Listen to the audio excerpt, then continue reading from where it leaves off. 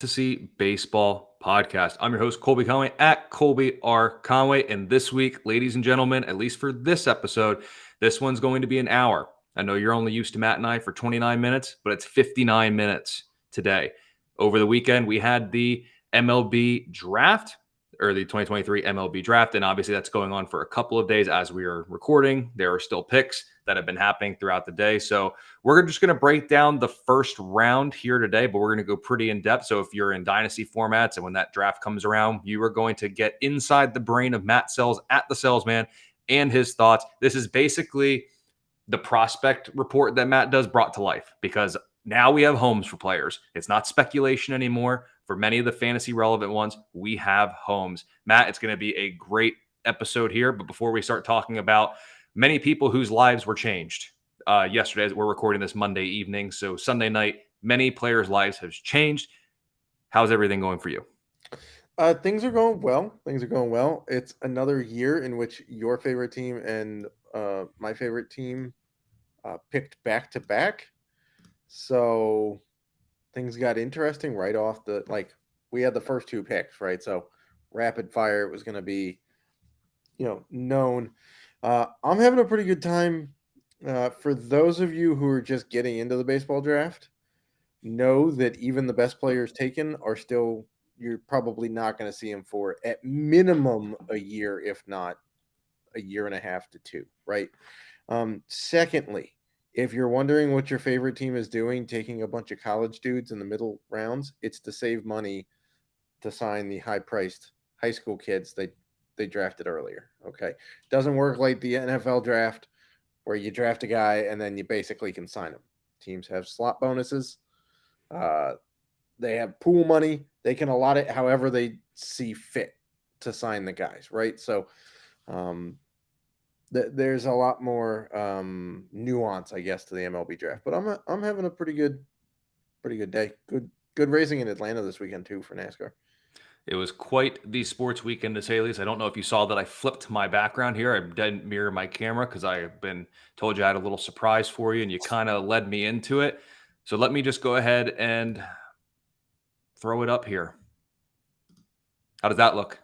Here, can you see it? You want me to move fully out of the way It'd so be you can see better if it? there was a DC next to it and not Bucks colors there. That's not I mean, how things work here.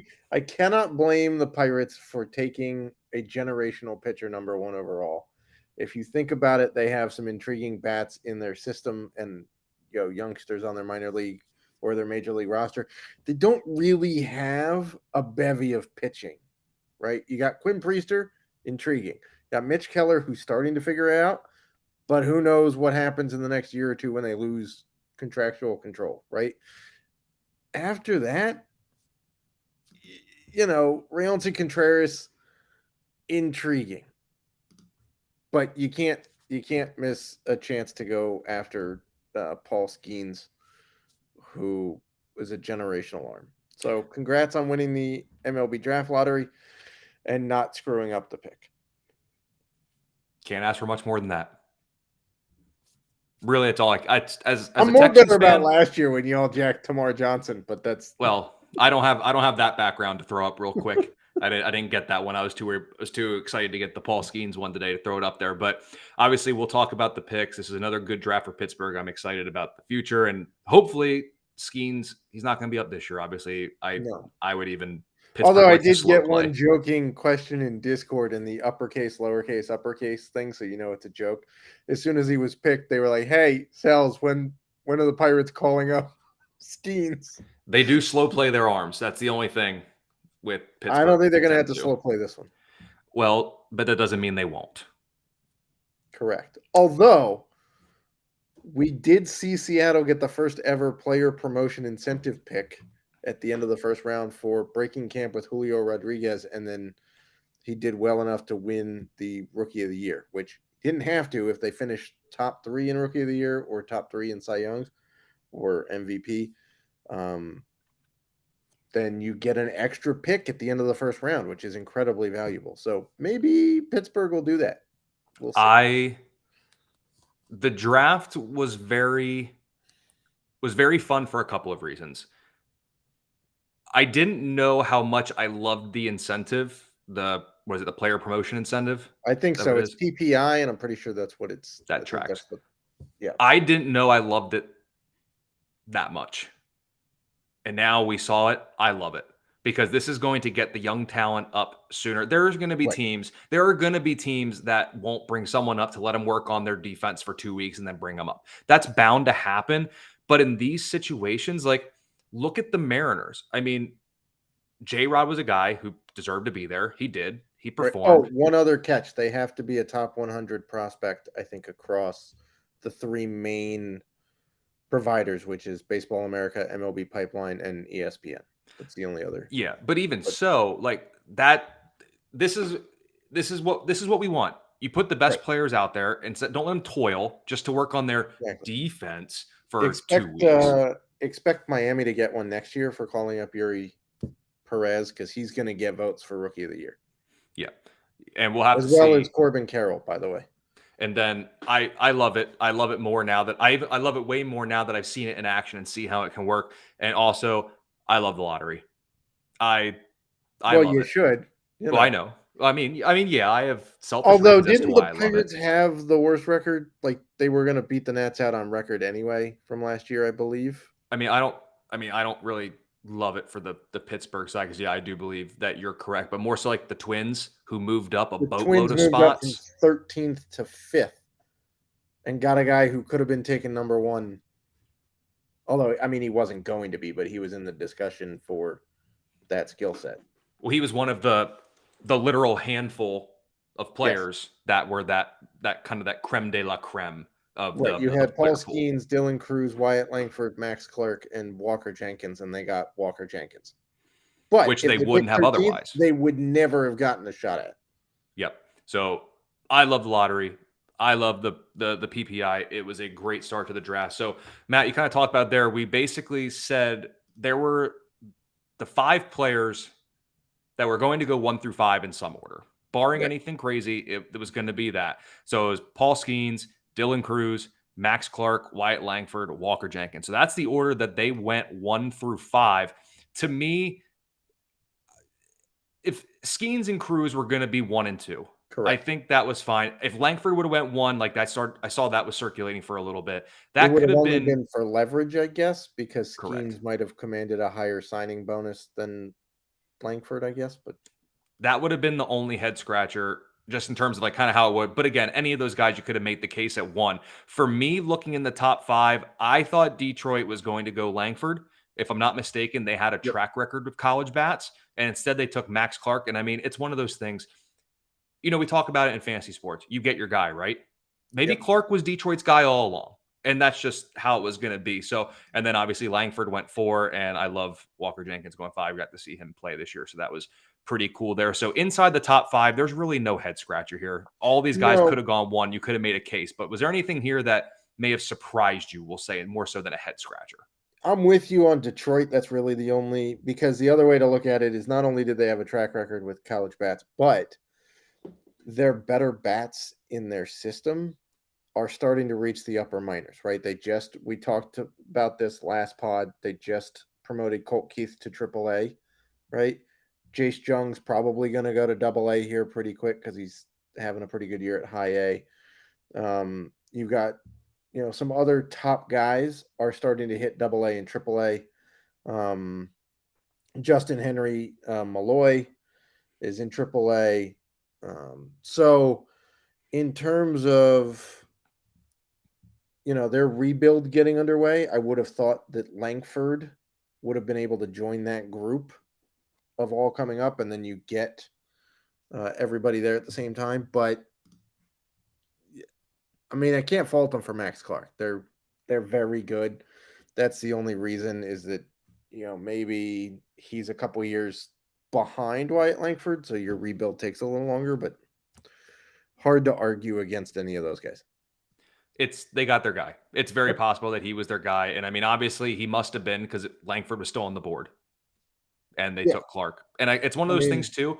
Maybe they're playing the long game, but maybe they truly believe Clark's ceiling is higher. Because I know on the broadcast, it was Harold, I think Harold Reynolds had said it, that he sees like shades of Corbin Carroll in Max Clark, which I obviously know is best case scenario, obviously. yeah. But maybe that's what they truly believe. Like these teams, they have their scouts, they have their things that they get their guy. Detroit clearly had their pick, so it's not like if There's also Langford was weather. available. There's Well, also weather too, right? Because yeah. like Walker Jenkins played in North Carolina. Doesn't get that cold in North Carolina, right? Whoa, it gets in the 40s.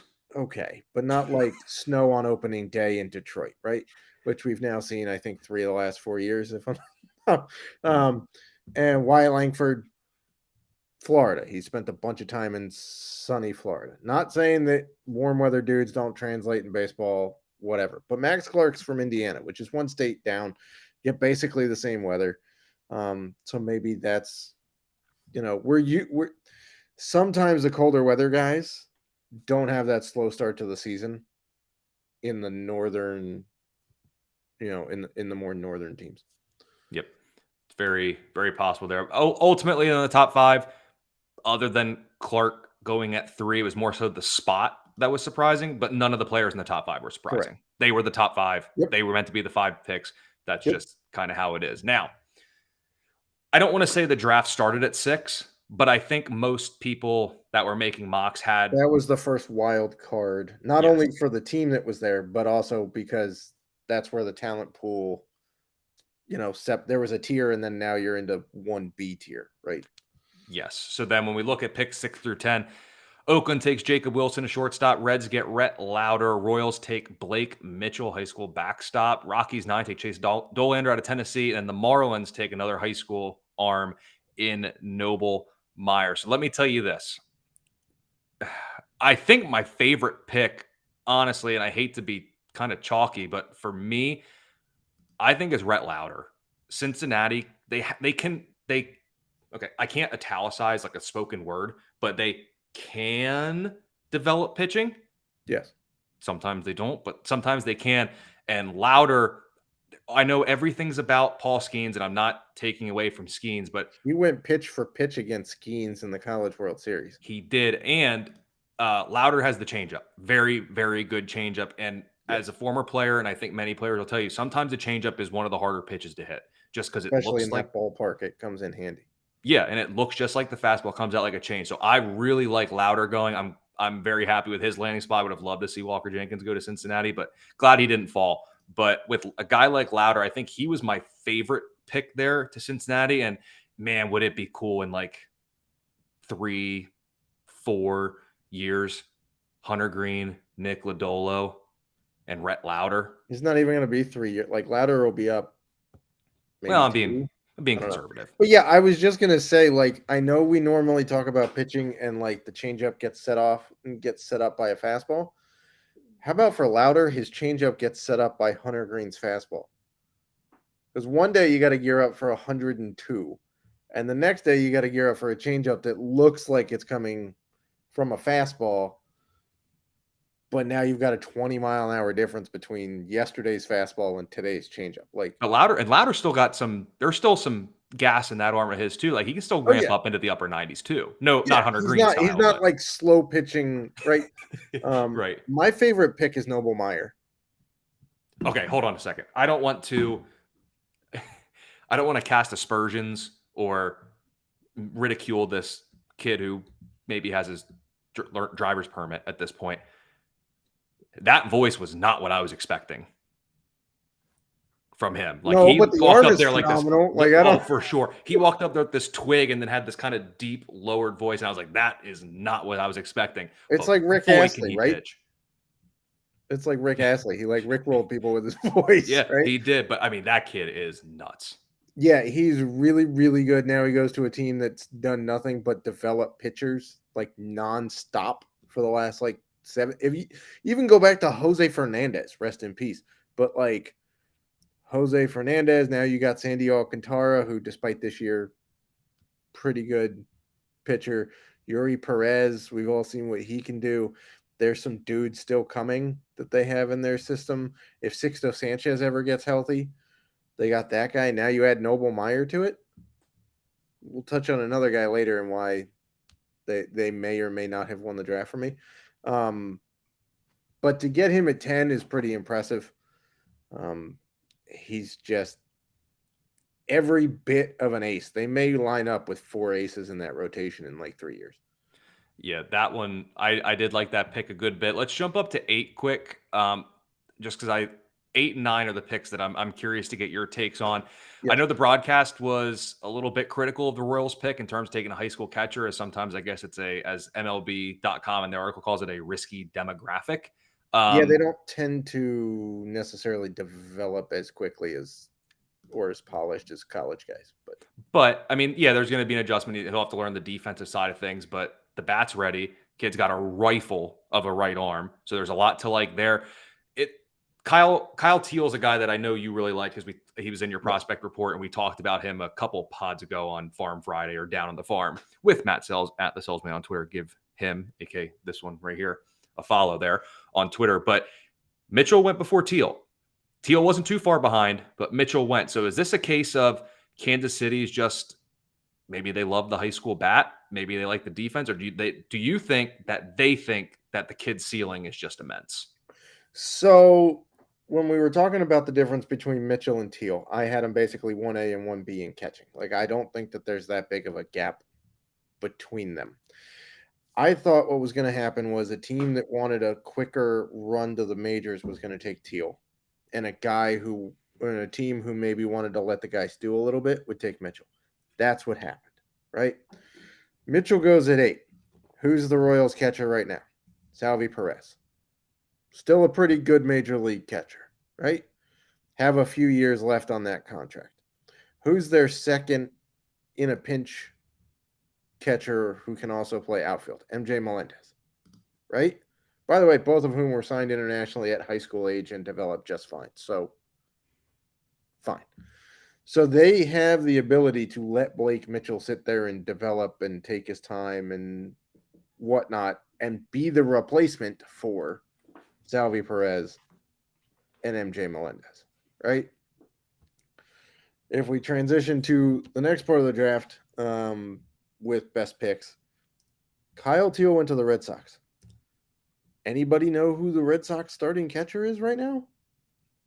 Like Connor Wong? Sounds like Kyle Teal. A guy they got as a throw-in for the Mookie Betts deal, who I think, that deal's just terrible. But they don't have anybody in their system right now at catcher who's an impact anything, right?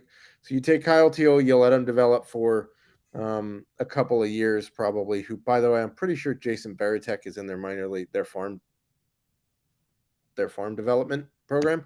Who better to learn from than Jason Varitek, right? So they went to the proper teams here because Teal will be up shorter. He'll be an impact bat for the Red Sox. Blake Mitchell can sit there and develop and then fill in for Salvi Perez when the contract runs out. And then the last one in the top 10 I'll ask you about here. No shade to Jacob Wilson at going 6'2", athletics. Obviously, dad was a big league player, a lot to like about his offensive profile. But the one that was interesting to me, and I'm curious what you think about this, the Rockies went pitcher. Yes, they need pitching. They do. I actually really like this pick for the Rockies. Okay, so then let me ask the question in this way. How do you evaluate the past year's performance from him?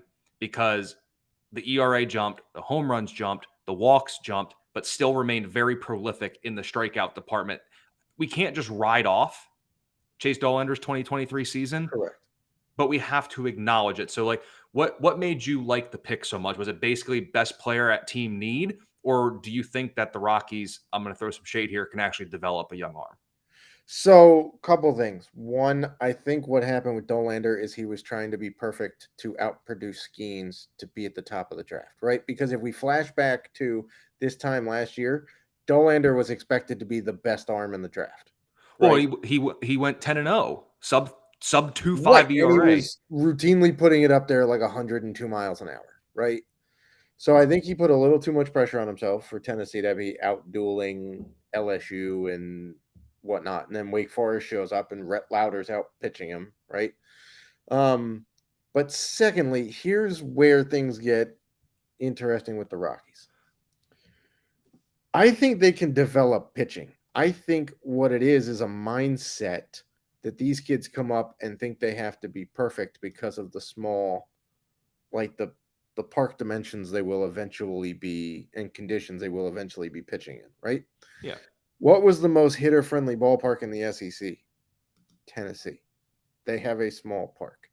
So if he's figured out how to pitch and keep the ball in against SEC competition, who, by the way, we've seen go at the top of the draft like routinely over the last 5 years, including this one. Um, I think there's hope that he has the mindset that, hey, I know how to pitch in these conditions, and his stuff plays because it's not necessarily a lot of looping curveballs, or his stuff is tight, which plays better in the thinner air at Coors Field. Yeah. I mean, the kid's filthy. Don't get me wrong. I'm not saying that he's not, but So I guess my follow-up question to that is, should they never draft pitching? well, I mean, that's the Because they need it in the minor leagues, right? You can't for play sure. games in the minor leagues without pitching. For sure. I mean, to say they never should take one is an exaggeration. Obviously, they should.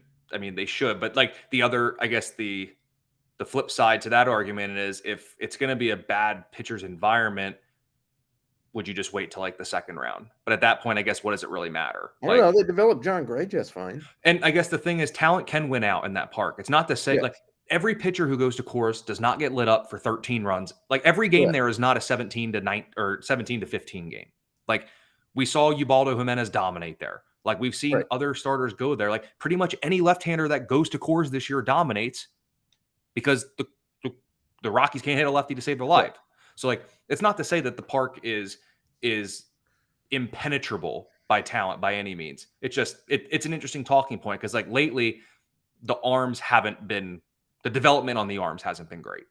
I think it's more of a development thing than a park thing, because if the argument is, well, parks get lit up, then how are the Reds developing pitchers? Because they give up more home run. Like that park gives up more home runs than Coors. Mhm. The Angels have been decent at developing starters, right? Angel Stadium is a home run haven. The Dodgers can do it. That's been a home run haven. The line in the AL East has been, oh, they're all bandboxes and pitching sucks. Look at the Rays. Look at the O's developing pitching. The Yankees haven't developed any homegrown talent of any kind in forever, so they don't really count. But the Red Sox are developing pitching, right? Same with the Blue Jays. So I think it can be done. I think it's an organizational thing, and the Rockies are generally a badly run organization. But I do like this pick. Yeah, and I mean to be fair, if you go back, like I'm just looking back here. I mean, dating back to I'll cherry pick it 2011, first round pitcher since then that they've taken Tyler Anderson, Eddie Butler, John Gray, Kyle Freeland, Mike, I believe it's Nickerack, Riley Pint, Robert Tyler, Ryan Rollison. So like there are a couple hits in there. Like I'm not Yeah, saying that they Rollison's still can't do it. coming. He had a Yeah, mental thing. Riley Pint still trying to figure it out. He had a lot of talent, but I think it's a developmental. for sure. And Very pitchers are well. tough to develop. Yeah. Anyway, I hear you there. But the next 5 picks that we saw go off the board: Angels, D-backs, Cubs, Red Sox, who obviously we talked about Kyle Teal a little bit, and then the White Sox took Jacob Gonzalez at 15. A lot of stuff that I was seeing. Him creeping into the top 5 wasn't necessarily out of the equation. But before we talk about him, let's go to Kyle Teal. How happy do you think the Red Sox had to be? Because this was a need, very best player, and it's the one they needed, like you had already talked about in the Teal versus Mitchell conversation. right. They don't necessarily need middle infield. They have that at the major league level. They have Marcelo Meyer coming. He was in the futures game for them. And Jeter Downs. No, actually, I'm pretty sure he's in the Nats minor league system, if I'm not mistaken. Oh, and that 40% strikeout rate finally did him in? Yeah. They've got theoretically Alberto Mondesi whenever the hell he's healthy. Trevor Story. So, they've got some guys that can play in the middle infield. They've got theoretically Tristan Casas coming, Blaze Jordan. So they don't really have any catching. So that was their pick. Aced it. As much as it pains me to say the Red Sox aced a pick, they did. Jacob Gonzalez, pretty nice pick. I mean, the White Sox need everything, so they could have picked anybody, and it would have been a solid pick. But things get interesting at 11 through 13 for me. We'll talk about one of them later, so I will leave that off. But at 12, look, it's been a great year for the Diamondbacks, but I really don't get Tommy Troy as the pick here. He's a baseball player, right? Now, that may sound, yeah, sure. We're talking about MLB draft. Okay. When I say a baseball player, it's just a guy who's really good. He's like a little bit good at everything, but not spectacular at any one thing, right? He's just a plug and play dude. My problem though is he doesn't really fit defensively a lot. Like he's not a lockdown guy defensively. I think he may be like a utility dude. And that's a little early, in my opinion, to be taking a guy who may just be a utility guy. Like he's not a bad player. He's good at a lot of stuff. He's at least average at across the board, if not above average at a lot of stuff. But there were dudes with plus tools with really high upside available there that probably should have been taken. And Matt Shaw, he's again not terrible, not a terrible pick from the Cubs. They need some developmental help, but my only question is, what do you do? I mean, the argument has been made that shortstop is the best infield position to take because you can move those dudes anywhere because it takes an athlete to play shortstop. But you just locked up Dansby Swanson for a while. You've got some guys coming in the middle infield, so it's just a weird place to take him. Not that Shaw is terrible by any means. I think he's a solid enough bat, but I just don't really get the pick when there were higher upside dudes behind him. So when you look at picks 12, 13, and 15, D-backs, Cubs, and White Sox, all three took listed shortstops. Obviously, in the order it went was Tommy Troy, then Matt Shaw, then Jacob Gonzalez. How do you think the order should have went then? I think Jacob Gonzalez probably should have been the first one off the board. And then, I mean, I guess I'll give the Cubs this, that I have Matt Shaw probably the second one off the board, and then Tommy Troy third.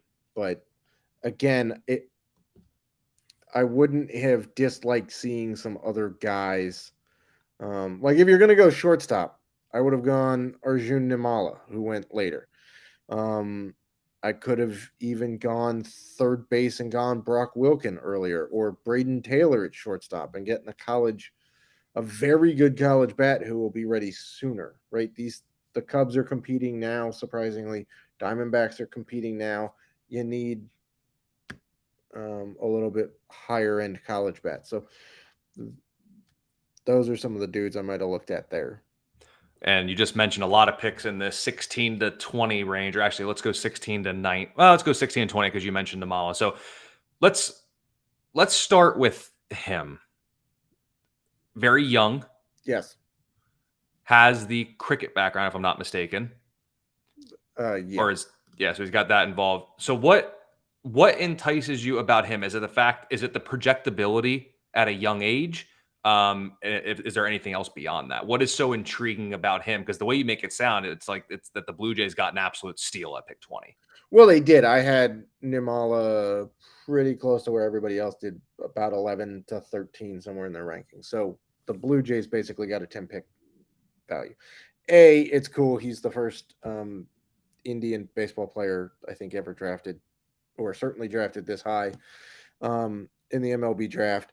He's got a lot of projectability. He's already got power, which he can add more because he's still going to physically mature. There's some nice bat to ball skills that are already in place. You could find a little bit more hit tool. But he's got everything that you need already in place at 17 and has projectability because he's only 170 pounds and a 6'1" frame. So there's some weight that can be added, which should induce some more pop. You can keep him at shortstop, which is a premium position. If you had to, you could move him to second and get yourself a cannon of an arm at second base.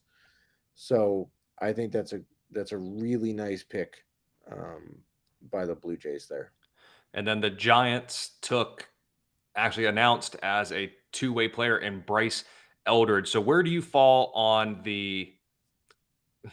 I'm not even going to say him being Otani-esque, but what do you think about his chances of actually being a two-way player? Like, is this a very viable thing? He's a first-round pick, so the talent's clearly there. Are the Giants going to give him the leash to actually try to do so? I think so. They took a first rounder last year who was also a two-way player, and so far they're giving him the leash to try it. I suspect that we're going to see more of these now with Otani being full-fledged in his prime. Does it mean that everybody's going to be able to pull it off? No, because what Otani's doing is just ridiculous, right? Mm-hmm. So can he pull it off? Yes, I do think he can. They're certainly going to give him every possibility to pull that off for sure. He's got electric stuff on the mound. He's got very nice hit tools. If it doesn't, I would suspect that they lean more towards him being a pitcher than a hitter because he's got some serious velocity. He's got some serious spin. He's got very, very good tools. A couple of pitches that are burgeoning on plus. Whereas the hit tools, power, speed, all that right now are about average, which isn't terrible, right? But if they need to switch him, I would suspect that he goes more pitcher route than hitter route. And speaking of plus tools, let's talk about plus tools. Mm-hmm. Enrique Bradfield. My favorite pick in this range. Okay, well, that made that easy. But during his time in Vanderbilt, 47 stolen bases back in 2021, 46 in 2022, and 37 here in 2023. Actually wasn't caught at all in 2022. Batting averages were fine. It seems more contact than power to him. Correct. And obviously his main speed is going, or his main calling card is going to be speed with some plus defense as well. So just why was he your favorite pick in this range then? You must be captivated by at least the overall talent, but especially the speed. I mean, the speed's ridiculous. He stole 130 bags and was caught 11 times. Pretty good. That's a pretty good ratio, right? He's got a really nice hit tool. He can be kind of a slap hitter at times, but that works. He's a lefty, so hitting left-handed with that kind of speed and being a slap hitter, we've seen Ichiro do it, right? This guy's got monster speed. I think he could be in the mold of an Ichiro type guy. Like that plus hit tool is not there yet, right?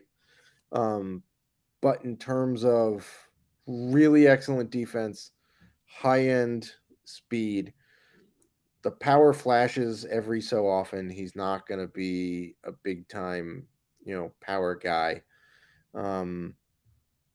But I think it's exactly the infusion of traits that the Orioles needed, right? If you think about the guys that we've been talking about with them, Adley Rutschman, catcher, elite hit tool, very good power, right?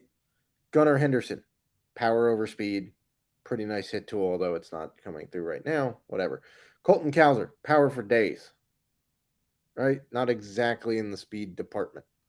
Heston Kjerstad, power, right? They don't really have elite speed. This guy fills that hole. He can be a top of the order hitter and then just go buck wild on the bases. Was it any shock that Milwaukee took Brock Wilken out of Wake Forest, considering that when you look at their lineup now, it's pretty much all home run or nothing? No, not saying that they also don't really have a third baseman in their system, so it fits. As a current owner of Brock Wilken in a Dynasty League, I really do like this this pick, him going to an NL Central team. Milwaukee's home park's pretty nice for power.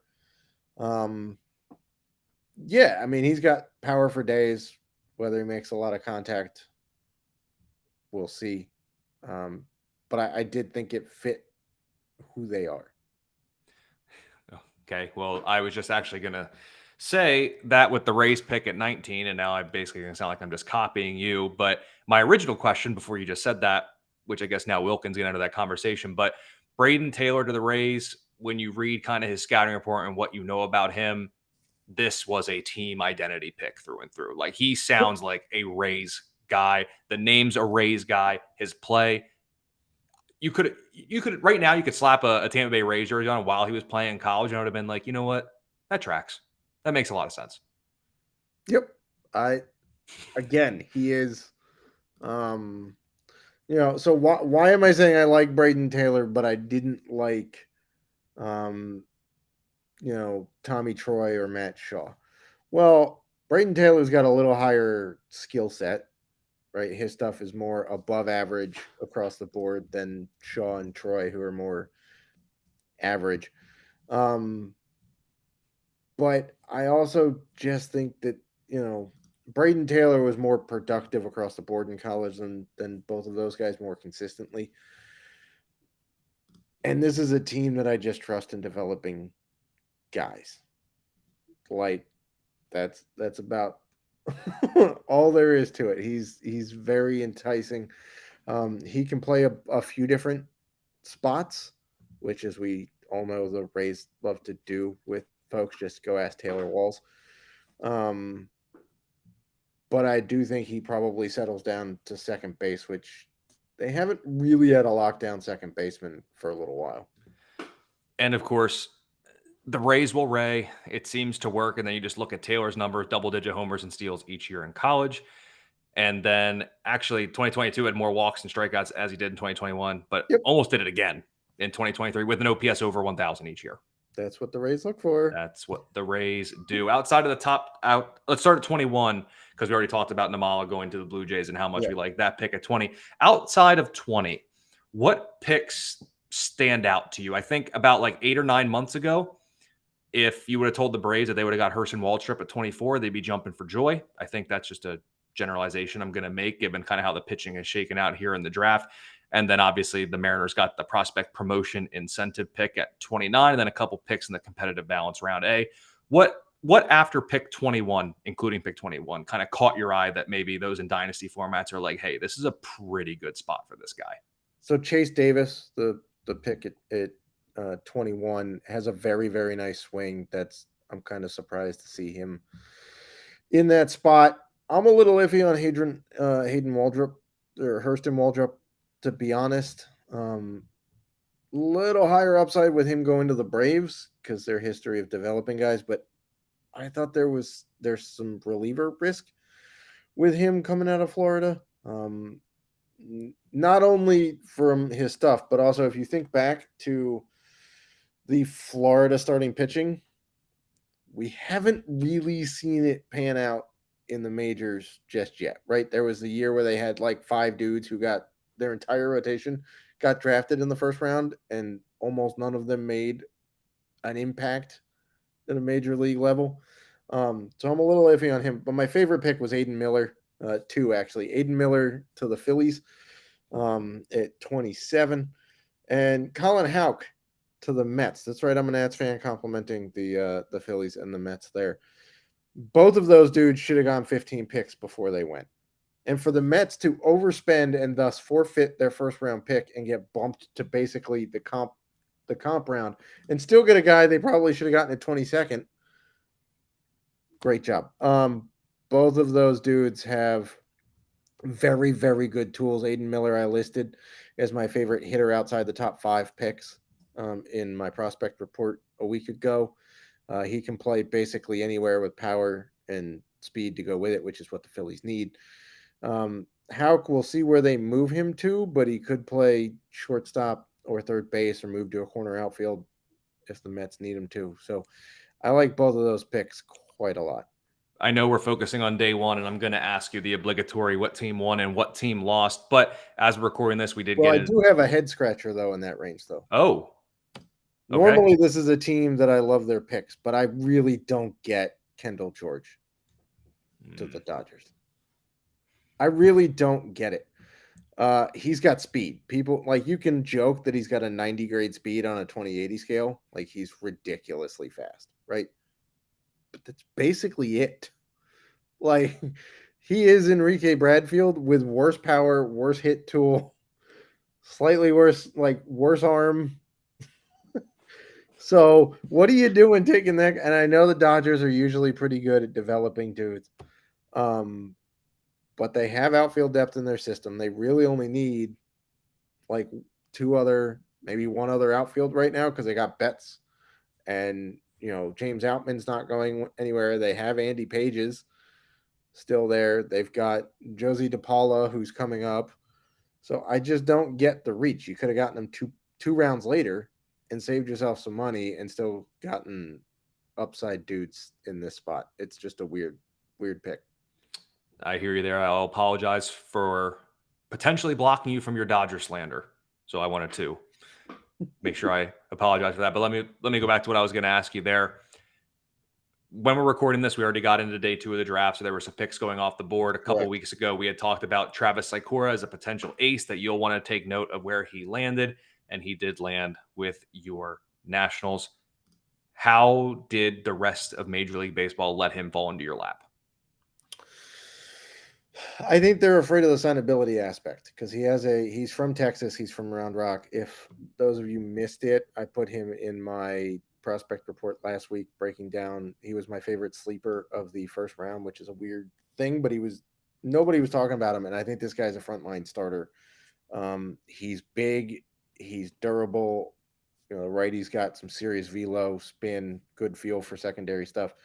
He has a commitment to Texas, which for a Texas kid, pretty big deal, right? So I think some teams were afraid that they could buy him out of that. The Nats, by the way, followed that with, I think, 4 straight grad school dudes or college seniors who are reasonably talented guys, but they have no leverage in signing. So they could offer them well below slot money, and they have no leverage, and then they get the money to go sign Travis Sikora and buy him out of a Texas commitment. Yep, just wanted to give you that one. Then, of course, Matt, real quick, I got to ask you before we get to our next segment, what team won the draft, at least on day 1, in your opinion, and what team lost it? I have a guess on the latter, but I'll let you answer your biggest draft winner and biggest draft loser on a team basis. So my biggest draft winner is Miami. We talked about Noble Meyer in the Comp B or Comp A round. They took Thomas White, who was in the discussion for their number 10 overall pick. He's the best lefty pitcher in the draft. Also a prep kid, so he's the second best high school pitcher. So they got the number 1 and number 2 best high school pitchers in the draft. And they took Thomas White at 35th, who was in discussion for the 10th best, or 10th overall pick. They also took Kemp Alderman, who they listed as an outfielder, but you could put him at catcher, which is pretty intriguing. And the guy's got a lot of power, which they also need in that Miami lineup. So that was their picks through the first 2 rounds with day 1.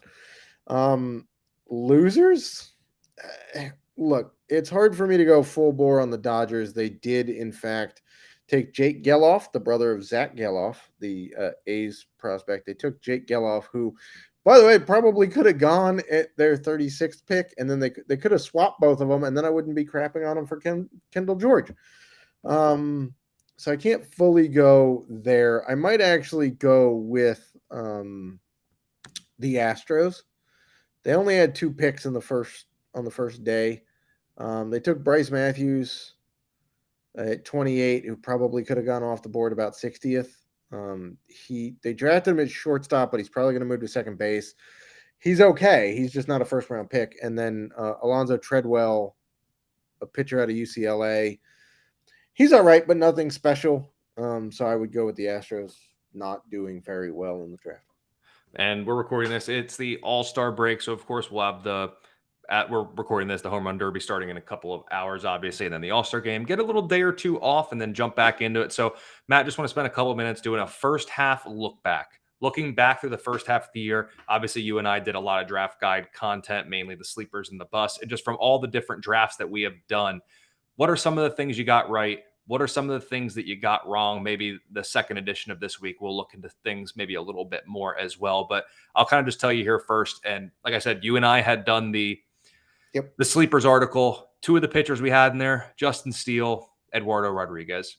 If it weren't for the injuries, slam dunks. And even when they have been healthy, they've been very darn good. Like Steele, sub-3 ERA. Erod's been very good when he's been on the mound. So those are two that I know I believe I'm going to say I got right. Other than that, second base, I remember writing up some like value plays at second base. I thought Jonathan India was going far too low in drafts. Even I don't know if I could have predicted this type of output, excuse me, that he's been putting out. Yeah, he's been ridiculously good. Yeah, so that one is a hit. And then, albeit that he's faded a lot, and like, I mean, a lot. Yeah, he didn't have a home run in June, I'm pretty sure. Nolan Gorman has been overall, for where you got him, what you got in the beginning part of the year, he may not even be on your team now, to be honest. But talk about a late round dart throw at second base that I identified there. That's the one that I'm going to say I got right. And then I'm going to, before I kick it over to you, I'm going to your hometown boy. I was all in on Lane Thomas this year. What he did last year was, I'm going to say, pretty good. I know an underdog. He was super cheap in underdog best ball draft. I was getting him anywhere. He was one of more of my highly owned outfielders. And right now, through 60 or 89 games this year, 14 homers. He's coming up on the 17 he hit last year already. He's already at 8 stolen bases, hitting 302. I don't know if he's going to stay above 300 for the season, but let's say even with a cooler second half, for this guy who was free in underdog drafts for the most part, and other drafts was still going pretty late. I mean, a 280-ish batting average, 20 home runs, 10 plus stolen bases. Absolutely. So shout out Lane Thomas for what he's done this year. And then also Starling Marte. The steals have been very nice. Everything else has been brutal. I'm going to count that at least as a small win in my little notebook that I'm tracking W's and L's. So don't worry. We're going to get to my L's because I got some major ones there. But for now, let me celebrate these W's that I got for right now. But Matt, I know we did a lot of work together, but what were some of the ones that you got right, at least in the first half of the year? Yeah, let's put it this way. I regret the trade. I traded away Lane Thomas for Vaughn Grissom, hoping against everything possible that the defense would allow him to stick, and that did not, and I'm getting burned. But we all make bad trades from time to time. Sure do. Also going from the sleepers, Alex Cobb and Merrill Kelly. They've been, Alex Cobb's got a sub-3 ERA and striking a bunch of dudes out. So he's looked really nice. Merrill Kelly, very solid, right? Nothing spectacular, but like he was basically free. Granted, the Diamondbacks are overachieving. Still taking credit for Merrill Kelly. Sticking in Arizona, my top rookie was Corbin Carroll. That's borne out to be spectacularly true. Even with a duct-taped shoulder, the dude's still producing. Josh Jung, another rookie that I listed in there, he's going to the All-Star game and deserves it. He's been fantastic for Texas at third base. Japanese import, Masataka Yoshida, I had in the rookie piece because technically he counted as a major league rookie. He's been great. Like, I know we give Boston a lot of flack for being bad and in last place, but they're still above 500. They're still within striking distance of an AL wildcard spot. And Masataka Yoshida has been doing it with power, with speed. His batting average is really nice, and he's driving in a pretty nice amount of runs. So we'll do that. And then from my shift article, players that could benefit from the ban of the shift. How about the reclamation project that is Cody Bellinger? Mm-hmm. He's having a pretty nice year. So those are a couple of the guys I will take credit for being good on. I will agree with you as well. And I'm also looking back in the MLB draft guide that we had in the mock draft 3.0. You were involved in that one. I actually was not. I'm going to look at the other ones here to look at my teams. But in that draft, your first couple picks, Vladimir Guerrero Jr., Austin Riley, Shane McClanahan, Fernando Tatis, Adolis Garcia, Adley Rutschman, and Zach Allen. Almost like pretty good. That's a pretty good first 7, though. I'm not going to lie. I'm going to look back. All of those dudes, I'm pretty sure, in the All-Star game, and Zach Gallen is starting for the NL. And then also, I mean, you got Kershaw in round 12. Back into the draft a Hank, did I little. play this team out? Because I'm pretty sure I'd be I winning the don't know league. if you want to after round 12, but hey, you did No, I for the mean, mock. You 12 were fine. dudes hitting the top half of a baseball draft is pretty impressive. No, I would fully agree. Now let me start with this. Where did I go wrong? I went wrong a lot of places. And Where I did you went go wrong a lot of places. I can tell you that. So first and foremost, one of the busts that I put in the article was Wander Franco. The tools were there. I was worried about injury risk and banking rather high-end fantasy production on a guy who at best was going to give me some batting average and runs. I knew there'd be a little bit of home run jump, but batting average and runs I thought you could get later. The power's been good. The batting average has been good. I'm not going to make excuses. I don't know if I could ever have envisioned 28 stolen bases in a handful of games for Wander Franco. 20 plus for a season, I think he could get there. I thought he could get there. I was skeptical about it. What he's done this year is insane. This is insane running. And I'm happy for him because I do have some shares of him in some places. So I am happy about it. But I'm not afraid to admit that I missed on Wander Franco. I continue to be under consensus on Marcus Semien, and he continues to prove me wrong as he just continues to hit. And this Texas offense just became one of the best offenses in baseball. So, I mean, with him being at the top of it, totally understand it. And he's been very good this year. Jared Kelenic, I'm going to have to admit it. I was completely out on him. I don't think I have a one share of Jared Kelenic anywhere. Well, okay, but he's kind of making up for that in June through July right now. For sure. But it's like reverse Nolan Gorman. He started hot, go cold. I'm going to count that as a win. I got to count this as a loss. So I just got to, I got to play both sides. And then this is kind of like a side miss per se. I was all in on Jimmy Herget taking over the closing role in Los Angeles this season. I did not like what Carlos Estevez was doing in the spring, and Herget's been okay in the minors, not the majors. So you have that. I missed on that one there. Those are some of the biggest ones that I got wrong. What say you at the Selz Man on Twitter? So in the sleeper article that we split, I was fully in on a rebound from Anthony Rendon. That has not come to fruition in the least. Started the year off getting suspended for yelling at a fan. Then got injured, came back. Then I think he got injured again. And after hitting above 300 for the first 15 games of the season, he's now down to 230 for the year. There's basically been no power. Not ideal. Sticking with the Angels, Patrick Sandoval has been mostly a disaster this year. It's not been great. I believed in his secondary stuff. Apparently, it didn't believe in itself because it's flat out disappeared.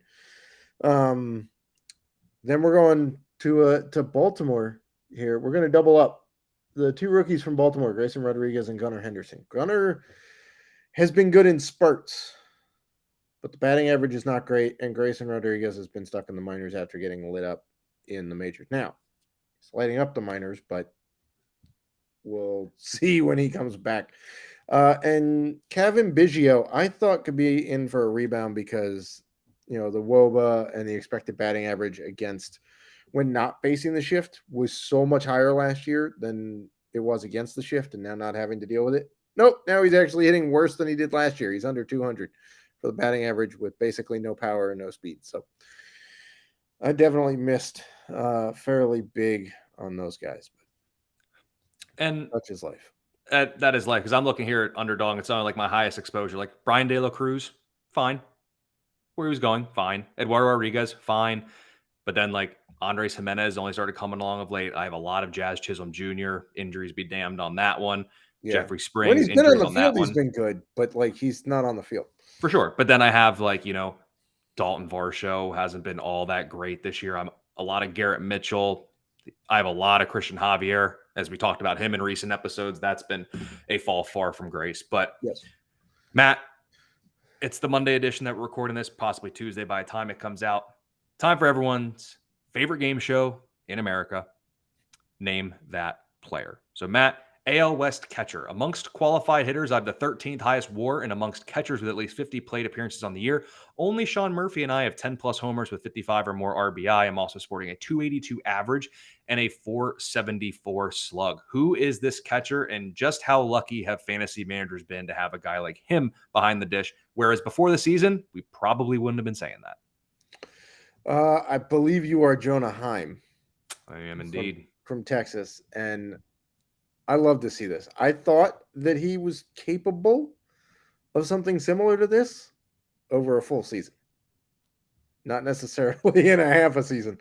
But yeah, it's been spectacular. He and Yainer Diaz have been lighting up the catching position in the AL West in the state of Texas. So you got one of those guys, you're golden.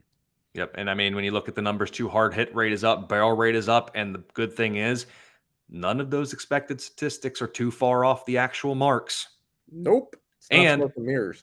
And unless you've been under a rock, this Texas offense, it's a good one to be a part of. And it's going to be good for another 2 months because it's hot in Texas. Ball carries in that park when it's hot. It sure does. And then earlier on, just inside the top 15 picks in the MLB draft, there was a player we didn't talk about yet. I was an AL West draft pick, just outside the top 10. And in college, I put forth what could perhaps be the most insane and impressive offensive stat line this past year in college. 447 average, an OPS just under 1,500. And I walked five times as much as I struck out. I had 5 more times walks and strikeouts. Considered a bat first prospect technically, and power only grades out about average. But across the last 2 years at school, I did have 35 home runs and 35 doubles. So who am I? And is this a bat that we need to be paying attention to long term for dynasty formats? You would be Nolan Shanuel, the 11th pick in the draft, Angels, correct? Out of Florida Atlantic University. Mm-hmm. Go Owls. The stats are impressive, but I don't like the package that it's in. Anybody harken back to when the Diamondbacks took Pavin Smith out of UVA to be the first base replacement for Paul Goldschmidt? Anybody want to tell me how that's working out? He doesn't play first anymore. He plays in the outfield sparingly, and he doesn't hit for home runs. I think that's kind of what we got in Nolan Shanuel. I wanted to put this in my head scratchers for picks 11 through 15. He's a lefty hitting first baseman, which I guess is better than a righty hitting first baseman, but he's not hitting for power. Sure, he hit for 35 homers and 35 doubles. Okay, but the ball carries a little bit in Central Florida there. The level of competition isn't exactly as good as some of the other dudes have faced that were coming out of college. I'm not terribly, not to mention that the Angels have sucked at developing hitting, except for like Zach Neto, who came ready to go. And then, by the way, went downhill. Joe Adell has bombed. Matt Tice has switched positions and still bombed. Some of their other dudes, not great. The catcher, who we were all excited about before the season, was not their development. It was a Phillies guy, so not overly excited. And then over at fantasyalarm.com later this week, I believe it's Thursday, if I'm not mistaken, Matt, your next prospect report will be out. Wednesday, I will have brand new rankings, including drafted players in the rankings. The 2 dudes drafted at the top, probably going to be inside the top 10. Well, overall. Keep an eye out for that to see just how high Pittsburgh right-hander Paul Skeens, not Washington right-hander, Pittsburgh Pirates right-hander Paul Skeens ranks in Matt's updated prospect rankings. Make sure you check that over at Fantasy Alarm, as well as everything we got over there, including the fantasy football draft guide, which you can get your hands on now. So check that out amidst all of the great content. Thanks for sticking with us for the full hour here. We're back to our normal 30 minutes with the edition coming up later this week. But of course, when the draft's around, we're going to talk about it. Give Matt a follow at the Selz Man. give me a follow on Twitter at Colby R. Conway. Check out all the great content we have over at fantasyalarm.com. And we will see you later this week with the next edition of the Fantasy Alarm Fantasy